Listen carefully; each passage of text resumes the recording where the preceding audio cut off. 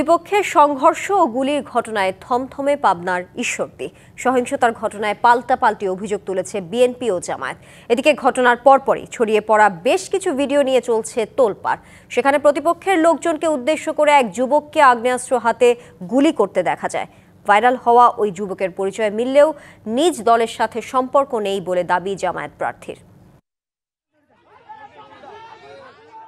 পাবনা ৪ আসনে জামায়াতে ইসলামীর মনোনীত প্রার্থী আবু তালেব মণ্ডল ও বিএনপির মনোনীত প্রার্থী হাবিবুর রহমান হাবিবের সমর্থকদের মধ্যে বৃহস্পতিবার ব্যাপক সংঘর্ষ হয়।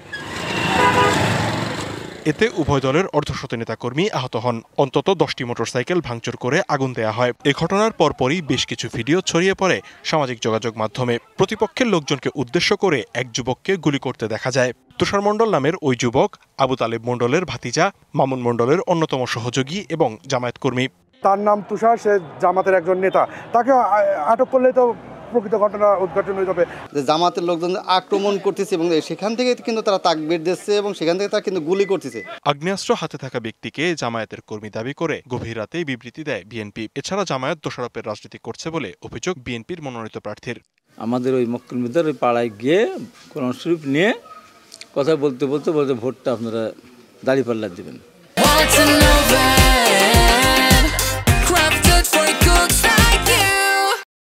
তো বলছে দেখি কি করা যায়, বলছে না কোরআন শরীফে শপথ করে এসতে যাওয়ার কথা বলেন কেন। এইটা নিয়েই একটু তর্কাতর্কি হয়েছে। ডাকাত পড়লে যেমন মাইকে ঘোষণা দেয়, এরকম আর কি মানুষ ঘোষণা দিয়ে এটি ঘেরাও করেছে। তারপর জনরোষে পতিত হওয়ার পর তারা ওখান থেকে গুলি করতে করতে পাড়ায় চলে আসছে। অন্যদিকে জেলা জামায়াতের আমিরের দাবি পরিকল্পিতভাবে হামলা চালানো হয়েছে তার উপর। বলেন ভাইরাল ভিডিওতে থাকা ওই যুবক জামায়াতের সাথে যুক্ত নয়।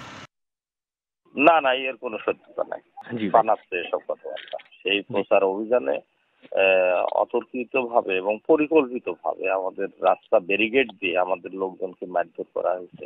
গুলি তারা চালিয়েছে এবং তারাই দোষী।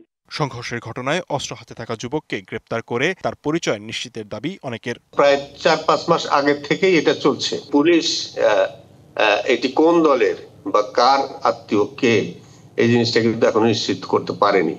এইটাকে যদি তুষার মণ্ডলকে যদি গ্রেপ্তার করে আপনার তার যে কে সে। ঈশ্বরদীতে সংঘর্ষের পর থেকেই উত্তপ্ত হয়ে উঠেছে পাবনার রাজনীতি, যার রেশ ছড়িয়েছে সারা দেশে। DBC news desk.